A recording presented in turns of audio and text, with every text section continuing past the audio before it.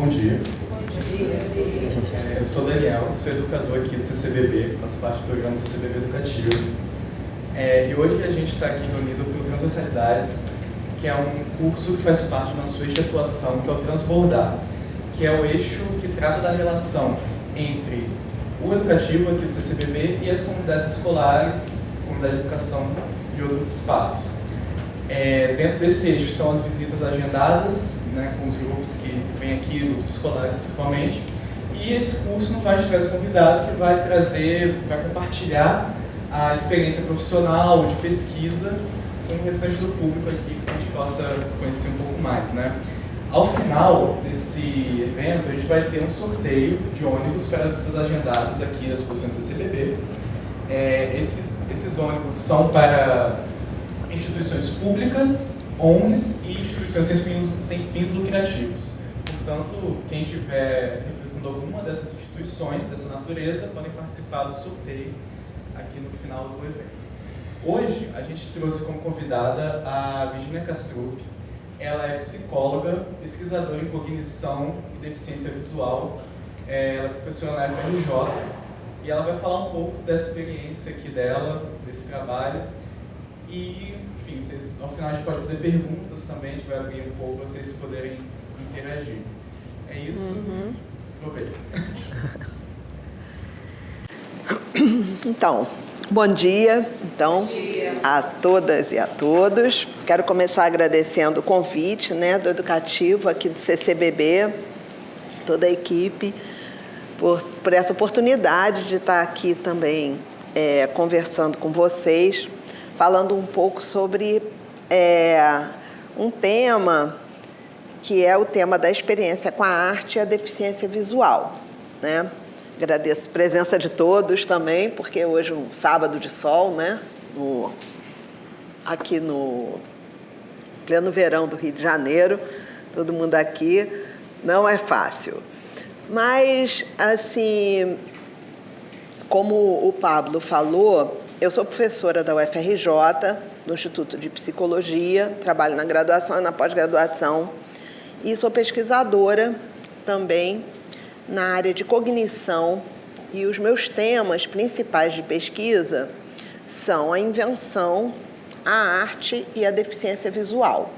Então, há muitos anos eu faço pesquisa nessa área, né, e a partir de parcerias com diferentes instituições, principalmente o Instituto Benjamin Constant, nosso parceiro muitos anos, né? A gente teve, inclusive, um laboratório lá durante 10 anos.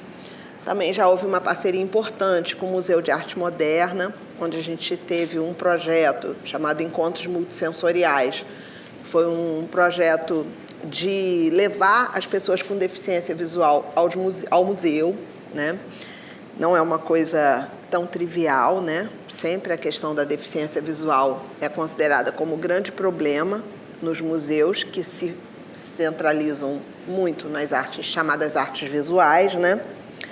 E a gente teve já também uma parceria bem longa aqui com o CCBB, durante, eu acredito que uns 4 anos, em que eu acompanhei muito com os meus alunos, né, que participam dos projetos de pesquisa, as visitas e as estratégias que o educativo aplicava, né, para acesso, né, para promover a acessibilidade às obras de arte nas exposições aqui. Então, a partir dessa pesquisa, eu escrevo bastante, eu tenho muita coisa publicada, artigos, livros. Até hoje eu trouxe 2 livros para serem sorteados aqui no final, que tratam desse assunto, né? Um é o Exercícios de Ver e Não Ver, Arte e Pesquisa com Pessoas com Deficiência Visual, e o outro é Cegueira e Invenção, Cognição, Pesquisa, Arte e Acessibilidade. Então, muito tempo trabalho com isso, é um tema muito desafiador, muito interessante. Quem faz pesquisa gosta de problemas desafiadores. Então, a gente está aí há muito tempo nessa área. Então, é muito bom estar aqui também, poder compartilhar um pouco dessa experiência com vocês. Nessas pesquisas, né, só para dar assim, uma ideia, eu trabalho sempre com temas cognitivos, né, ligados aos processos de conhecimento, atenção, aprendizagem, percepção, pensamento, etc. em situações, né, com pessoas com deficiência visual. Então, por exemplo, eu fiz durante bastante tempo uma pesquisa no Instituto Benjamin Constant, na oficina de cerâmica. Então, era uma oficina onde a gente estudava o funcionamento da atenção durante o processo de criação com a cerâmica, com pessoas que estavam em processo de perda de visão, que não eram cegos congênitos, porque em termos do funcionamento cognitivo é completamente diferente uma pessoa que nasceu cega e uma pessoa que vai se tornando cega ou por um evento traumático, um acidente, etc., ou por um processo degenerativo, em razão de algum tipo de doença.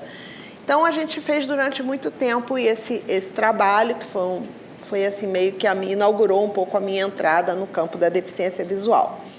Depois eu tive, como eu falei, durante bastante tempo, projetos ligados à acessibilidade em museus, também com pessoas cegas, e museus de arte, sobretudo, porque o Museu de Ciências, outros museus também têm outras características. Então, como é um campo muito amplo, a acessibilidade, eu fui, né, me concentrando um pouco na questão da deficiência visual e da experiência com a arte. Então, eu deixei um pouco de lado outras entradas possíveis para o mesmo tema. E hoje eu estou com um projeto que também está sendo muito desafiador e interessante, que é o trabalho com acessibilidade na universidade, né? Porque hoje a gente tem muitos alunos com deficiência que entram na UFRJ pelo sistema de cotas e esses alunos né, estão ali e a gente tem que desenvolver uma política com eles. Então, nesse momento, o meu campo também está se abrindo um pouco, não só com a deficiência visual, mas outras formas de deficiência, e como é esse processo, né, de inclusão desses alunos no ensino superior, entendendo, e isso a pesquisa vai cada vez mais demonstrando, que a grande dificuldade, muitas vezes, da acessibilidade de alunos com deficiência na universidade vem dos alunos ditos sem deficiência, né? Eu costumo agora brincar um pouco dizendo que a grande deficiência dos alunos ditos sem deficiência é não conseguirem lidar bem com os alunos com deficiência. Então, é uma espécie de trava-línguas ou uma espécie de paradoxo, mas é um pouco isso. Então, eu tenho feito um movimento assim também de deslocar um pouco o problema da acessibilidade, não ficar apenas pensando na pessoa com deficiência, mas pensando que é preciso também fazer transformações em termos de produção de subjetividade, em termos de transformação social, com as outras pessoas, com todos, né? Porque muitas vezes existe uma dificuldade muito grande, a gente vê isso nos museus, a gente vê isso nas escolas, com certeza. As pessoas que não querem uma pessoa com aquelas características, não querem uma diferença. Então, não querem ceder a primeira fila para um aluno surdo, com um aluno que precisa fazer leitura labial, ou para um aluno que usa cadeira de rodas, então que ele precisa ter um lugar especial. Então, toda essa dificuldade, tudo isso, é um pouco o trabalho também que a gente vem fazendo no Instituto de Psicologia e na UFRJ, trazendo um pouco essa discussão à cena, né? Colocando melhor o problema da acessibilidade. Então, assim, são diversas linhas aí de pensamento, de pesquisa e de atuação. Bom, antes de entrar diretamente no tema da nossa conversa de hoje, né, que é a experiência com a arte e deficiência visual, eu queria colocar dois problemas assim, iniciais, né, só para situar um pouco a minha fala e a nossa conversa aqui. O primeiro é o que a gente entende por cognição, por conhecimento, e a segunda é o que nós entendemos por deficiência, mais especificamente sobre deficiência visual. Então, que quando a gente usa o termo deficiência visual, a gente está incluindo pessoas cegas e pessoas com baixa visão, que são, né, consideradas tecnicamente como baixa visão. E são dois pontos que a gente tem que esclarecer bem quando a gente tem em mente a construção de uma política de acessibilidade, seja nos espaços culturais, como os museus, os centros culturais, etc., seja na escola, na inclusão escolar, em todos os seus níveis, desde da educação infantil até a universidade. E hoje é um tema muito importante, né? A questão da acessibilidade, cada vez mais é um tema que está na agenda das escolas, está na agenda das instituições culturais, né? E hoje, que bom, ela está se colocando junto com as outras lutas das minorias, né? Então, hoje a gente está falando muito no capacitismo, né? Que é esse julgamento, esse preconceito das pessoas a partir da ideia de capacidade, né? E que é uma coisa que está muito próxima também da discussão sobre o machismo, da discussão sobre o racismo, né? Então, tem vários ismos aí que hoje estão sendo questionados, estão sendo problematizados, e é importante a gente sair de uma visão assistencialista da questão da deficiência, daquela visão da caridade, da pena, né? E tal, da tristeza, e politizar a nossa discussão, né? Mas para politizar a nossa discussão, a gente tem que colocar muito bem o que a gente entende. Como é que a gente entende a forma de estar no mundo, a forma de conhecer das pessoas com deficiência e também o que a gente entende por deficiência. Então, a questão conceitual, ela é importante sim, porque a acessibilidade é muito mais do que uma questão de ter boa vontade, de ser legal, de ser aberta, né? A gente tem que saber como fazer isso bem dentro de um museu, dentro de uma escola, dentro da universidade. Então, assim, o que a gente está entendendo por conhecimento, né?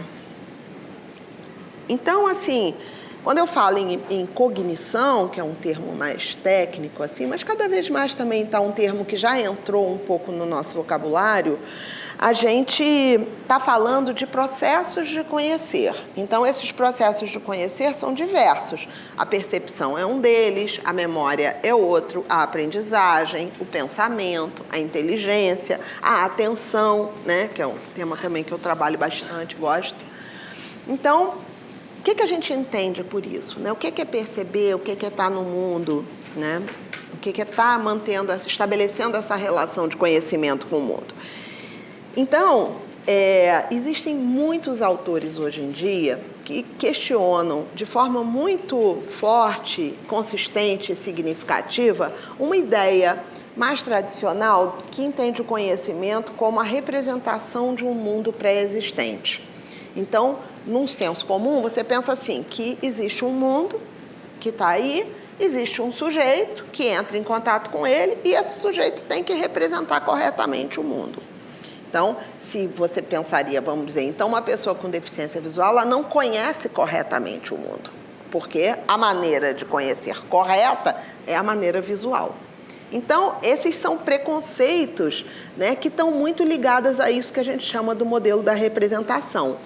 Mas hoje em dia, tem muitas pesquisas com as quais eu me junto, vamos dizer assim, com pontos de vista com os quais eu compartilho, né, que vão dizer que o processo de conhecimento é um processo inventivo, é um processo criador, é um processo de invenção de si e de invenção do mundo. Então, conhecer não é apenas representar um mundo dado, mas é um processo de constituição subjetiva, de produção de subjetividade e também é um processo de invenção de mundo. Então, autores como, por exemplo, o Humberto Maturana e o Francisco Varela, que são autores chilenos, que eu gosto bastante, né? Eles falam muito disso, que o sujeito e o objeto, eles não pré-existem ao conhecimento, eles vão ser efeitos das ações de conhecer. Então, se eu conheço, vamos dizer assim, se eu tenho práticas cognitivas, práticas de conhecimento do mundo que utilizam muito a visão, eu vou desenvolver um sistema cognitivo onde a visão ela é o sentido mais importante. Se eu tenho práticas cognitivas que eu utilizo o tato, a audição, etc., eu vou constituir um sistema cognitivo diferente, mas que vai perceber coisas que normalmente os chamados videntes, que somos nós, né, muitas vezes não conseguimos acessar. Então, o Francisco Varela, ele dá um exemplo que é muito legal para a gente pensar isso, que ele diz que é o problema da percepção de cores. Então, ele diz assim, que existem alguns animais que só percebem em preto e branco. Então, eles vão ver um mundo preto e branco. Existem outros animais que percebem o mundo nas cores primárias. Então, um animal tricromático. Existem animais que são policromáticos, como os seres humanos. Mas ele vai dizer, mas e um esquimó, por exemplo? Ele é capaz de perceber mais de 40 tons de branco. Coisas que nós, que vivemos na nossa cidade aqui, não somos capazes de perceber. Então, eles sabem distinguir. Para nós só existe o branco acinzentado, o branco encardido, o branco branco, o branco neve, mas a gente pode ter, sei lá, 3 ou 4 variações do branco, mas jamais 40, mais de 40. E, no entanto, isso é comum em quem vive num ambiente branco, quem vive no ambiente da neve, etc. Então, o Varela coloca isso porque, para questionar a gente, e outros autores também falam disso, de que será que então nós somos deficientes em termos de branco? Né? Então, ele faz uma pergunta que é muito assim, instigante, que ele pergunta assim, mas vem cá, então qual é a cor do mundo? Então, na verdade, o mundo não tem uma cor definida. O mundo que se vê, né, que um pássaro vê, que um peixe vê, ou nós, ou eles são mundos diferentes, mas não são mundos que possam ser hierarquizados em termos do mundo melhor ou mais perfeitamente percebido ou representado do que o outro. Então, essa é uma coisa para a gente pensar, né? E depois a gente vai voltar para a questão da deficiência e ver de que modo esse modelo que entende o conhecimento como processo de invenção de si e do mundo, processo autopoético, que às vezes a gente chama, né? E é uma concepção muito mais interessante para nós do que, e isso está nas escolas, isso vale, né? Ensinar uma criança o quê? Transmitir informações sobre o mundo dado ou trabalhar na produção de subjetividade e trabalhar para a invenção do próprio mundo, né? Então, eu acho que os professores, eles entendem muito bem os limites desse modelo da representação com seu compromisso com a invenção daquelas subjetividades e com a invenção do próprio mundo que vem junto com isso, de forma, né, vamos dizer assim, indissociável. Então, isso cada vez mais está se tornando uma visão mais avançada sobre o que seja conhecimento e sobre o que seja aprender também. Então, isso é um lado da questão. Então, segundo lado, o que nós entendemos por deficiência? Então, uma das coisas mais importantes para mim, assim, no meu trabalho, que é o trabalho de pesquisa, é também um trabalho de militância política, né? Porque quando você escreve um texto, você joga no mundo, você está produzindo o mundo também. O mundo pode ser diferente, a sua área de conhecimento, aquele texto, a leitura daquele texto pode provocar muitas mudanças, né? E a gente vê que efetivamente isso acontece. Então, quando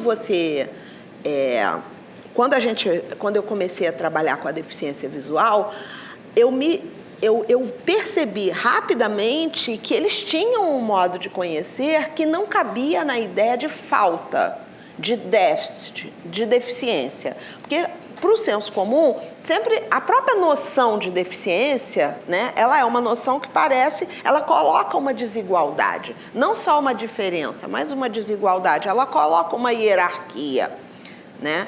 Com modos de conhecer inferiores. Então, existe uma inferiorização. Então, e é essa inferiorização que as pesquisas também podem ajudar a mudar, né? Então, muitas vezes, eu digo isso, existem livros sobre deficiência visual onde a capa do livro é um grande olho. O primeiro capítulo é dedicado à visão. Então, o que vai aparecer? Falta, falta, falta, falta. Ele não tem a visão. Quando, na verdade, quando você vai estudar a deficiência visual, o mais importante é você estudar o funcionamento do tato, que é o sentido que melhor substitui a visão. É estudar a audição, é estudar os outros sentidos, é estudar um corpo multissensorial e não um corpo sem visão. Então, essa é a nossa, né? Você compartilhar uma experiência com uma pessoa cega, rapidamente você vai perceber que ela percebe um monte de coisas que você não percebe, em termos de som, em termos de percepção tátil e por aí vai.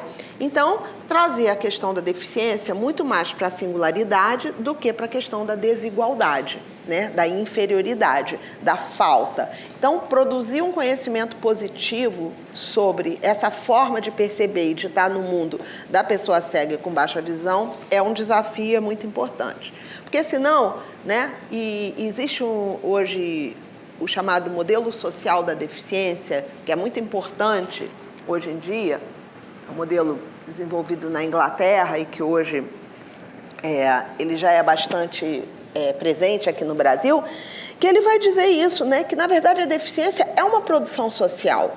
É porque os deficientes vivem num mundo, né, no caso da pessoa cega, eles vivem num mundo criado por videntes para ser usufruído por videntes. Agora, se você criar um mundo acessível, a deficiência desaparece, né? Ela vai ser uma outra forma de estar no mundo. Então, a deficiência é muito mais um produto de uma opressão, de estruturas opressivas, né? De barreiras sociais, do que propriamente uma natureza inferior àquela das outras pessoas. Então, é a mesma, como eu falei, a gente tem que entender junto com a luta das minorias, com a luta das mulheres, com toda a discussão, né, sobre gênero, toda a discussão sobre o machismo, racismo, etc. Então, vamos botar o capacitismo junto com essa discussão, né? Tirar do lugar da pena, do lugar do assistencialismo e politizar a questão da deficiência. Isso é super importante, né? E aí, quando a gente pensa assim, algumas colocações que são muito do senso comum e que a gente precisa problematizar, elas vão sendo, né? Elas vão caindo um pouco, elas vão sendo desconstruídas. Então, por exemplo, muita gente pergunta assim, será que cego sonha? Eu ouvi isso muitas vezes, né? Cheguei a fazer um estudo sobre isso que está aqui no meu livro, né? Será que cegos sonham? É o título do artigo. Porque é uma pergunta que muita gente se faz. E rapidamente eu penso assim, mas é evidente que eles sonham.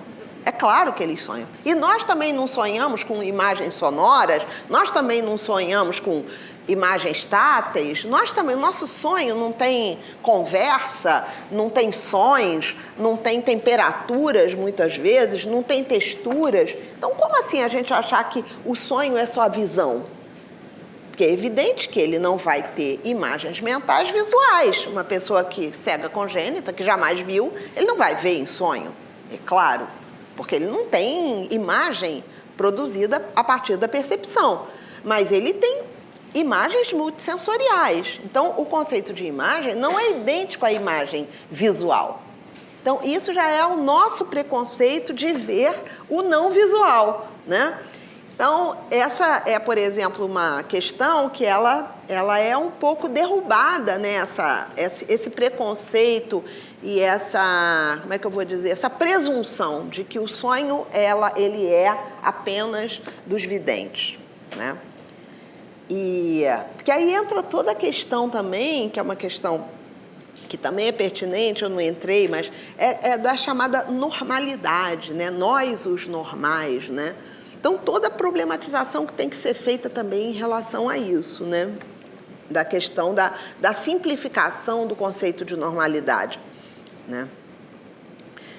E outras colocações também que são importantes. Por exemplo, tem gente que diz assim, coitado do cego, ele só percebe 20% do mundo, né? Porque 80% do mundo é visual. Não tem sentido essa frase, né? Eu também já escrevi sobre isso. Não tem sentido, porque é a mesma coisa. O que é o mundo da neve, por exemplo? O mundo gelado de quem vive, um esquimó que vive na neve. Que mundo é esse? É um mundo também que eu não acesso. Então, eu posso dizer que eu só vejo 20% do mundo, ou 30%, ou sei lá quantos por cento, porque eu não fui criada, não tive um sistema cognitivo para perceber, para ser capaz de perceber 40 qualidades de branco, né? Então, essa questão, ele percebe muitas coisas que nós não percebemos. Então, evidentemente, o mundo da pessoa cega, ele é um mundo 100% e não um mundo 20%. Ele será 20% se eu achar que o mundo que eu percebo é o mundo normal, é o mundo tal como ele é, o mundo dado, e aí quem não acessa esse mundo visual, coitado, ele só vê 20%, ele só percebe 20%. Então, são problemas muito entranhados em nós, tão entranhados quanto o racismo, quanto o machismo, etc. São questões estruturais e que precisam ser problematizadas e que precisam ser questionadas nesse sentido, né? Então, esse é um ponto, né, que vem muito do desconhecimento e muito do preconceito mesmo, e muito dessa presunção, né, de superioridade que os videntes têm, nós videntes. E eu, claro, falo isso como uma pesquisadora vidente. O meu lugar de fala é um lugar de uma pesquisadora vidente. Só que com isso eu vou desenvolvendo estratégias para, vamos dizer assim, ter acesso também a essa experiência da cegueira, né? Através de metodologias de entrevistas, de produção de narrativas, de entrevistas de acesso à experiência, né? E do que a gente chama do pesquisar com, que a gente não faz pesquisa sobre pessoas cegas, mas sim pesquisas com pessoas cegas, que são parceiras, que são companheiros de pesquisa e que são os verdadeiros avaliadores de qualquer política de acessibilidade. Jamais seremos nós e sempre eles. Então, trabalhar com eles dá todo o protagonismo a essas pessoas com deficiência visual, no caso. Então, assim, pensando o conhecimento como processo de invenção de si e do mundo, e pensando a deficiência como algo que muitas vezes é produzido pelas estruturas sociais que são opressivas e que colocam barreiras, se a gente pensa assim, aí a gente tem, vamos dizer assim, um solo para abrir nossa discussão sobre acessibilidade e sobre a experiência com a arte por parte de pessoas cegas. Aí a gente pode discutir melhor o que é inclusão escolar, a gente pode discutir melhor como fazer formação de professores e de estudantes também dentro dessas condições, né? Então, é um ponto de partida importante. Então, quando a gente fala de acessibilidade, né, a gente pensa muito o seguinte, que existe uma visão muito limitada da acessibilidade, que é a questão da acessibilidade física. Então, você acha que fazer acessibilidade, uma instituição cultural, uma escola, etc., você acha que fazer acessibilidade é colocar rampa, colocar elevador. Então, você fica muito na questão da acessibilidade física, que é extremamente importante para as pessoas com deficiência física, que têm mobilidade reduzida, né?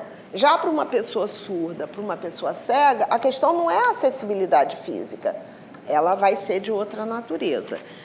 A acessibilidade também informacional ou comunicacional, ela é muito importante para as pessoas surdas, mas não é a questão mais importante para uma pessoa cega, né? Não é o acesso à informação.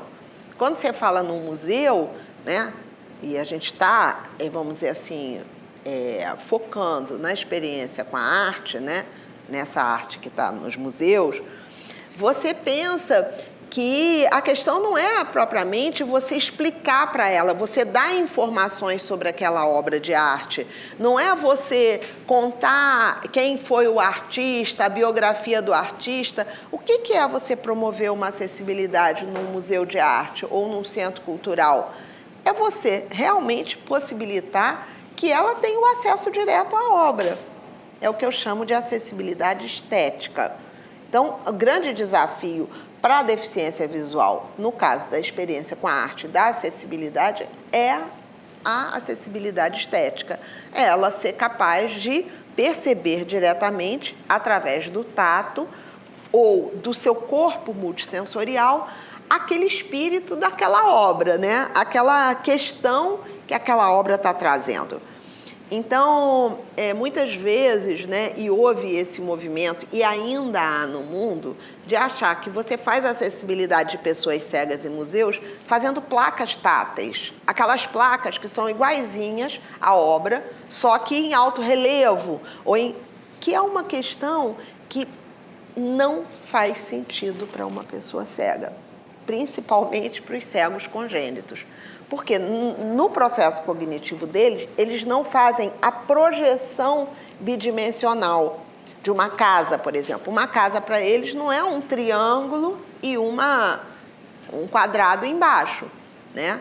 Então, isso não faz sentido. Então, muitas vezes as instituições que acham que estão fazendo super bem por estarem transformando um material visual no material tátil, estão, na verdade, fazendo uma outra versão de uma obra visual, mas não conseguindo fazer a tradução de uma percepção tátil para uma outra percepção tátil, porque eles não passam pela bidimensão. Essa que é a questão. Isso é uma característica. No entanto, para ele talvez faça sentido abrir uma porta, talvez o ruído de uma porta abrindo, talvez a textura de uma casa, mas ele não precisa ter a percepção daquela casinha que está na pintura ou na fotografia projetada no papel. Então, isso é uma longa discussão. Eu já escrevi sobre isso também. Não dá para a gente entrar aqui em todos os detalhes, mas assim, a problematização das placas táteis. E a problematização também do uso da audiodescrição, que é uma coisa também que é muito comum, você achar que você tem que, diante de uma obra de arte, você vai descrever aquela obra para uma pessoa cega. Quando, na verdade, se você começar a dizer que o céu é azul, que a flor é cor de rosa, você está trazendo para eles a percepção da cor que, para quem realmente nunca viu, aquilo não faz sentido, né? Ele não sabe e ele vai saber muitas outras coisas, mas não é o caso de você achar que ele só pode conhecer a obra se ele vier a conhecer uma descrição visual da obra. Então, uma vez eu, fazendo uma entrevista com um cara cego, foi interessante, porque ele disse assim, às vezes eu quero conhecer uma mulher, né? Tô interessada numa menina, não sei o quê, e as pessoas ficam dizendo, ela é loura, ela tem o olho azul, ela é assim, ela é bonita, ela é feia. Ele diz assim, mas para mim isso não faz sentido. O que eu gosto? Eu gosto de ouvir a voz dela. Porque a voz é uma coisa que fala muito da pessoa, e eu gosto de segurar na mão. Porque a mão tem muitas variações. Então, ele fala, tem a mão que é quentinha, tem a mão fria, tem a mão que é mais dura, tem a mão que sua, alguém que sua na mão. São milhões de detalhes que uma mão possui para uma pessoa cega, que para nós é apenas, um aperto de mão, ou dar a mão. A voz de alguém, a tonalidade da voz, se ela fala manso, se ela fala rápido, se ela fala ríspido, não é só o que ela fala, mas como ela fala, né? Então, são elementos importantíssimos, vamos dizer, na escolha de uma namorada, o que não passa pela questão dela é bonita, ela é feia, ela é morena, ela é loura, ela tem o olho claro, ela tem o olho, né? Essas questões, eles vão, claro, querer tocar a pessoa para conhecer. Então, muitas vezes, a melhor estratégia não é querer levar o mundo do vidente para quem não vê, e sim tentar compartilhar a potência da pessoa cega e não a falta da pessoa cega. O que ela pode e não aquilo que é limitado a quem vê. Então, nós também temos que nos abrir para o conhecimento multissensorial, que em nós muitas vezes é embotado também. Muitas vezes a visão rouba tudo. Né? A visão não deixa nem a gente ouvir, a visão não deixa, muitas vezes, a gente tocar. Toda a educação da criança é uma educação de afastamento do tato. Não mexe, vê com os olhos. Né?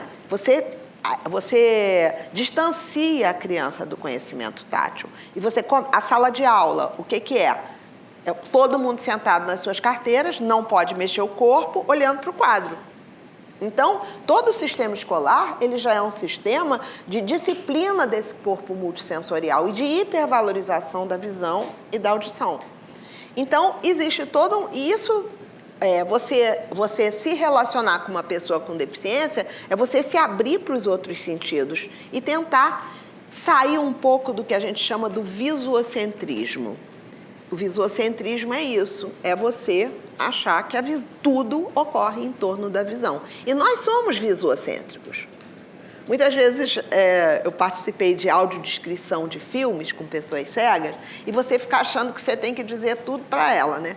Mas o filme, ele tem uma palheta sonora que muitas vezes nós não escutamos. Às vezes você diz assim, o cara entrou na sala, aí ela diz assim, eu ouvi que a porta rangeu na hora que a pessoa entrou na sala. Isso, para nós, a gente não escuta, mas ele escutou.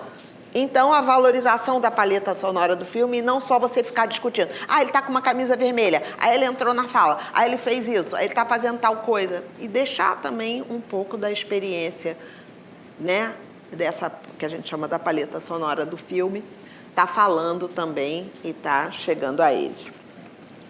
Então, no nosso caso, então, a experiência com a arte é essa experiência que emociona, que afeta, que faz pensar, que traz problematizações. Então, o encontro com a obra de arte é o espanto, é a surpresa, né? É o estranhamento. Não é exatamente a informação. Muitas vezes, quando você tem a placa tátil, você fica um pouco fazendo um jogo de adivinhação. Está percebendo o que é? Aí você vai guiando a pessoa cega. Na verdade, você quer saber se o que você fez está bom. Conseguiu ver aqui? Você vai trabalhando, você vai induzindo um pouco a percepção dela para ela dizer se ela conseguiu ver que aquilo é uma árvore.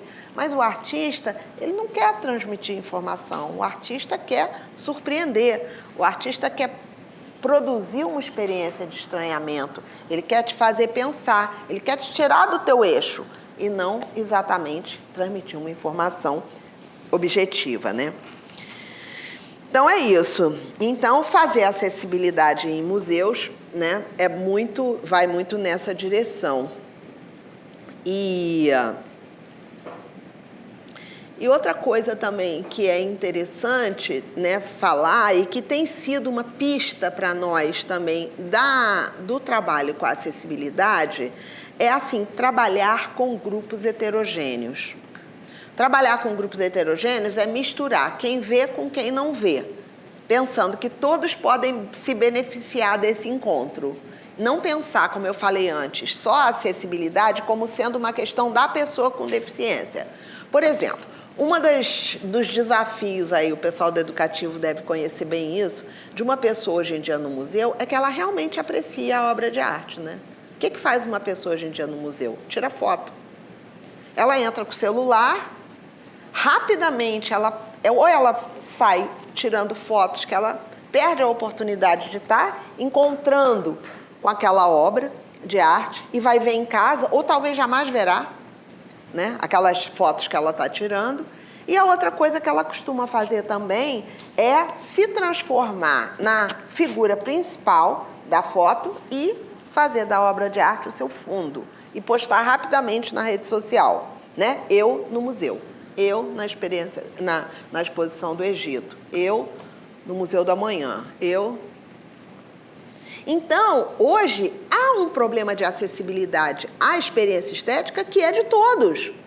É uma questão da subjetividade contemporânea, da nossa aceleração bizarra cognitiva, né? Que a gente dá uma olhadinha em tudo. Você vê uma exposição que tem 100 obras, você vê em meia hora. Impossível, né? Então, quando você junta pessoas cegas com pessoas videntes, a percepção da pessoa cega ela é uma percepção mais lenta. Então, isso ajuda o grupo de videntes também a verem uma exposição com mais vagar, terem uma experiência estética mais desacelerada. E, claro, evidente, as interações são ricas para todos que estão ali. Então, fazer grupos heterogêneos não tem nada a ver com juntar várias deficiências e fazer um grupo. Até porque esse grupo é uma pessoa autista junto com uma pessoa surda, com uma pessoa cega, né? Muitas vezes elas não têm nada a ver, elas têm necessidades diferentes, elas têm demandas diferentes, elas têm aproximações diferentes com a obra de arte. Então, o mais importante e o desafio é realmente você juntar as pessoas com deficiência com as pessoas ditas sem deficiência, né? Então, essa é uma orientação política do trabalho de acessibilidade que é muito importante para nós, né? E essa outra coisa é entender que jamais haverá um manual de acessibilidade que preste, né? Todos os manuais de acessibilidade, eles são extremamente limitados. Por quê? Porque não existe fórmula para acessibilidade. Infelizmente, não existe. E que bom que não existe. Então, vamos inventar, né? Inventar. Grupos diferentes. Não existe o cego. Imagina, existe a pessoa que nasceu cega, existe a pessoa que lê braille, existe a pessoa que estudou, que chegou na universidade, existem pessoas que ficaram em casa super limitados ao seu ambiente familiar, existem pessoas que ficaram cegas com 5 anos de idade, existem pessoas que ficaram com 60 anos de idade. São subjetividades completamente diferentes. Então, o cego é assim.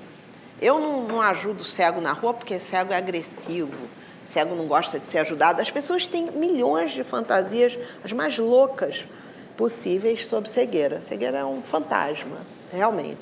E as pessoas têm muitas hipóteses muito equivocadas sobre isso. E não veem que eu ensino isso muito para os meus alunos. Gente, antes de tudo, são pessoas.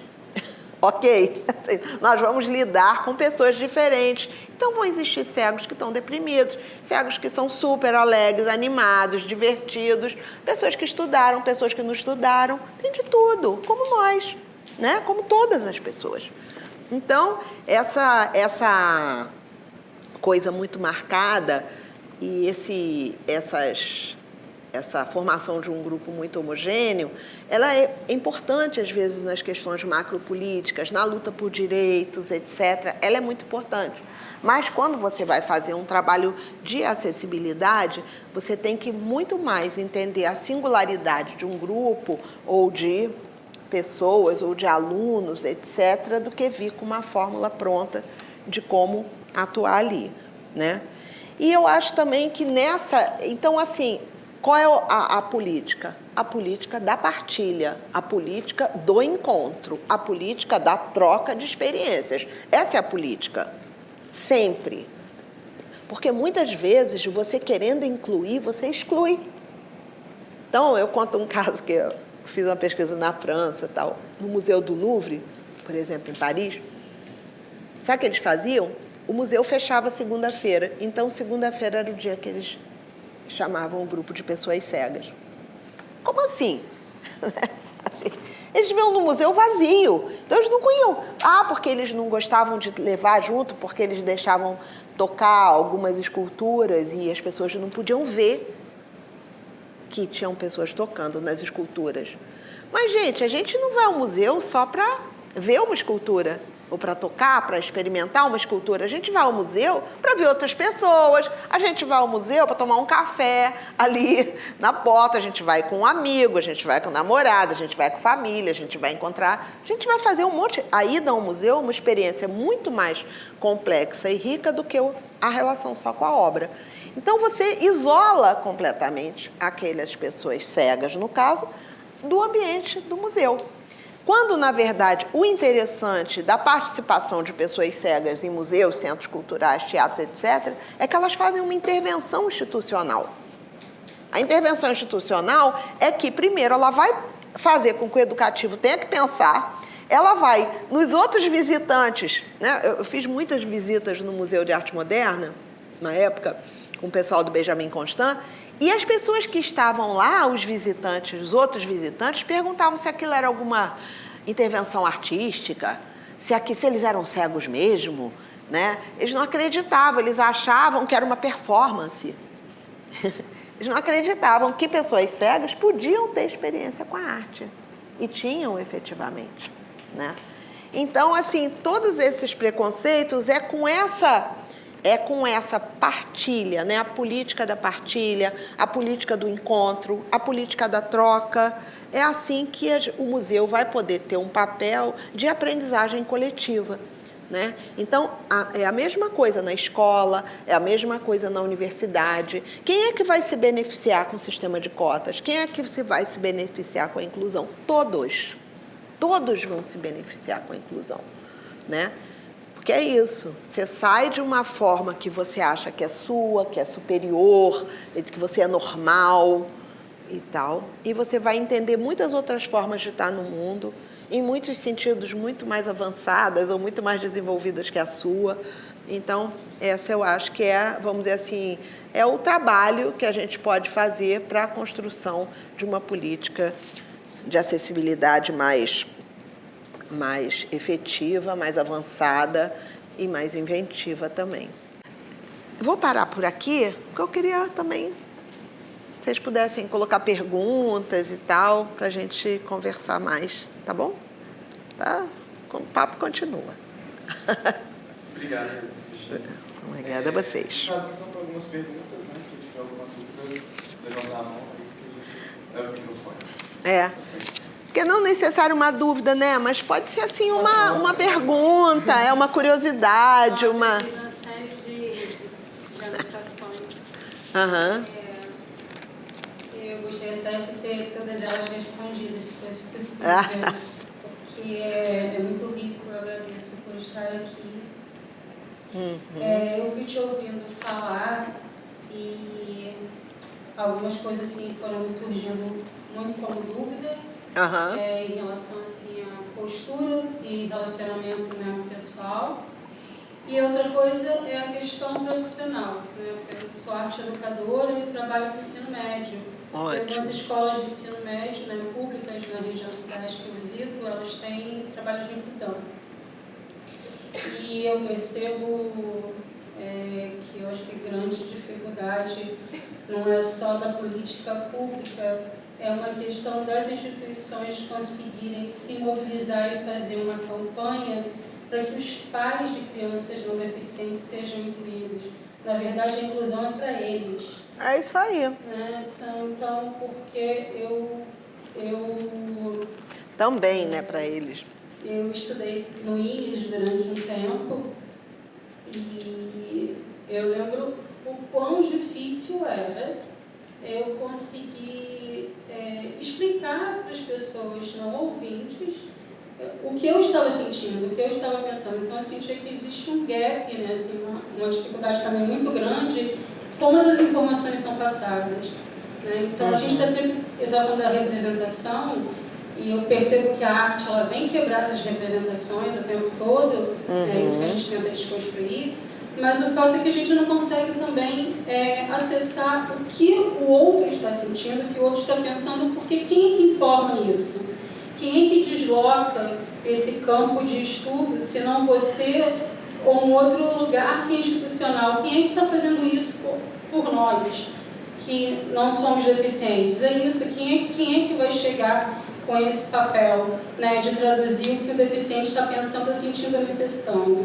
Por incrível que pareça, pessoas deficientes visuais me param muito na rua. E sempre quando eu ajudo, depois quando eu deixo no ponto que ele me pediu, eu fico com aquela sensação de que eu abandonei, que eu não fiz a minha parte restante. Né? Assim, eu só fiz até aqui, foi mais do que obrigação.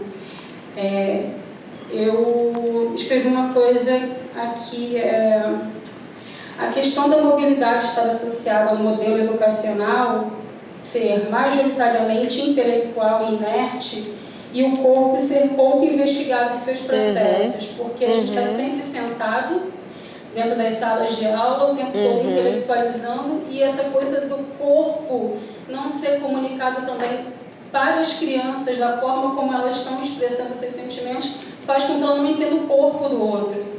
Não por ser deficiente, porque ela não consegue entender, porque o corpo dela também é rígido, né? Ela está ali engessada de todo esse processo da educação. Então, eu acho que essa é uma das coisas que a gente também não consegue, não sei se é mudar, mas trazer um outro formato. Né? As escolas alternativas fazem muito bem isso. Mas o Pedro II não vai fazer, escolas como Santo Agostinho, né? Santa Marcelina, seja como for, essas escolas foram feitas, né, para sentenciar, né, o estudo, a cadeira, o academicismo, e acho que as universidades também fazem muito bem isso, né? Então, é o acesso também que se chega até essas pessoas. A outra coisa que eu ia te perguntar é sobre a porcentagem de alunos deficientes visuais que alcançam a universidade. E sobre uma coisa que parece ser meio bestial, se não deveriam ter algum tipo de objeto, símbolo, cores na roupa que identificar os deficientes porque eles são atropelados, né? Tanto o deficiente auditivo quanto o visual, as pessoas não sabem quem eles são. Né? Então, essas pessoas são incógnitas. Como elas vão falar a necessidade que elas têm? Então, eu não sei se, como bengala verde. Né? Então, eu não sei se existe alguma política também nesse termo. Então, acho que não. Bom, eu só tenho que ter muita coisa. A gente junta outras perguntas, responde, como que faz? Eu posso falar um pouquinho? Então, vou comentar assim, você levantou muitas coisas, eu separei aqui 3 coisas que eu acho que pode ser interessante. A questão da percepção de uma pessoa com deficiência na rua, né? De um cego, por exemplo, que você vai ajudar a atravessar a rua. Assim, uma coisa é importante a gente saber, né? É que a pessoa cega, a grande dificuldade dela realmente é a locomoção na cidade. Por isso a gente tem sempre a sensação do desamparo da pessoa cega, porque normalmente você encontra ela na rua. Se ela não estiver na rua nessa situação, por exemplo, numa universidade, ela, em muitos sentidos, a acessibilidade dela é muito tranquila, tanto que tem muitas pessoas, são professores universitários, tem diferentes profissões, né? Tem gente com doutorado, pós-doutorado, não há propriamente a deficiência visual, e hoje, principalmente, que tem muitas tecnologias assistivas, não só o Braille, né? O Braille também continua sendo muito importante, mas todos os programas de tradução de texto em áudio, né? Que são muitos. Então, assim, existe uma dificuldade da pessoa cega circular na cidade? Existe, né? Mas, assim, eles percebem muito mais, pode ter certeza, do que você imagina. Então, esse desamparo ele existe porque o tato ele não dá a capacidade da previsão, como a gente tem. Uma percepção mais próxima, né? E não a distância como é a visão e a audição. Mas, assim, muitas vezes, eles estando no caminho que eles fazem diariamente, muito provavelmente eles vão fazer isso muito bem. Tem pessoas que moram na Baixada Fluminense e vão todo dia ao Instituto Benjamin Constant e chegam lá e se deslocam bastante bem. Para isso tem as tecnologias, o uso da bengala, né? As aulas de acessibilidade que eles têm, de orientação e mobilidade. Então é muito mais uma coisa nossa, às vezes, do que realmente uma coisa deles. Em relação a acessar a experiência de uma pessoa com deficiência, eu não sei se eu entendi bem a tua pergunta. Assim, quem que vai dizer para mim como é que ele sente? Nunca vai ter essa pessoa. A única pessoa que vai poder te possibilitar, né, vai ser possível que ela passe, que você se aproxime da experiência de uma pessoa com deficiência, é a própria pessoa com deficiência. Não tem nada, ninguém que vai ter esse know-how e que vai te dizer o que ele está sentindo. Então, por isso é que esse encontro é muito importante. Nunca tirar o protagonismo da pessoa com deficiência. Ela é quem mais entende de deficiência. Isso tem que ser uma coisa muito clara também para a gente. Nós não temos um saber que ela não tem. Só que muitas vezes ela não fala, ela não diz, ela não é perguntada sobre isso. Muitas vezes as pessoas cegas, se elas estão com um acompanhante, você pergunta assim para o acompanhante, ela quer sentar? Será que ele quer um copo d'água? Por que não perguntar isso diretamente para a pessoa? Todos os cegos reclamam disso, né? Óbvio. Porque você torna aquela pessoa uma pessoa como se fosse uma situação de minoridade, como se fosse, você infantiliza, você fala no diminutivo, você quer, né? Você começa a achar que aquela pessoa não é uma pessoa, é uma meia pessoa, é uma pessoa inferior. Então, tem muitas coisas que entram aí. Então, uma pessoa sem deficiência jamais experimentará o mundo como uma pessoa com deficiência. Isso é claro, né? Assim como uma pessoa branca nunca saberá o que é o modo de estar no mundo de uma pessoa negra. Como um homem nunca saberá o que é estar no mundo como uma mulher. Então, ou um transexual, enfim, é sempre ele que tem que trazer a experiência dele. Quando você trabalha numa escola, você tem que conversar com essas pessoas. Na universidade, a gente tem feito isso. Em vez de criar um manual, cada aluno que chega com deficiência, você faz uma reunião e diz: o que você precisa para você assistir melhor a aula? Eu preciso de uma mesinha. Eu preciso de um intérprete. Eu preciso, né, de alguém que me ajude a ir no bandejão, almoçar, porque o meu braço, eu preciso... As pessoas é que vão te dizer o que elas... Só que você precisa escutá-las. Você precisa dar importância à fala delas, à narrativa delas. E o resto, claro, quem faz pesquisa, você lê também, você estuda, você vê outras coisas, mas o principal é o que é o lema, né, da luta das pessoas com deficiência: nada sobre nós sem nós. Então, nós poderemos nos aproximar assintoticamente da experiência de uma pessoa com deficiência, mas se nós não temos aquela deficiência, nós nunca viveremos a experiência dela. E isso tem que ser um ponto de partida para nós, né? Então é isso, escutá-las, né? Perguntar, interagir com elas. Porque eu tenho uma amiga que tem baixa visão, ela fala isso, que a melhor acessibilidade é aquela que ninguém percebe que ela está acontecendo. É que ela se torna tão integrada na vida, né? Tão corporificada em todo mundo, que você nem percebe que existe uma estratégia de acessibilidade sendo implementada ali. Então, muitas vezes, uma pessoa cega quer que você converse normalmente com ela, naturalmente, pergunte quando você não sabe o que fazer, se segura assim, se segura assado. Pergunta: tá bom, como é que você gosta? Então, são coisas muito simples. Tirar essa barreira, né? Tirar essa mediação, acho que é o mais importante, né? Esse entulho do preconceito, porque é um entulho, né? Um entulho que se coloca entre as pessoas com e sem deficiência. E a questão do corpo, que você falou da escola, é muito importante. Realmente, a escola, ela disciplinou esse corpo, né, do estudante, ela paralisou o corpo do estudante, ela congelou o corpo do estudante e transformou as aulas em transmissão de informação oral e escrita no quadro negro. Então, ela só faz isso. A arte é sempre uma estratégia muito interessante para reativar esse corpo.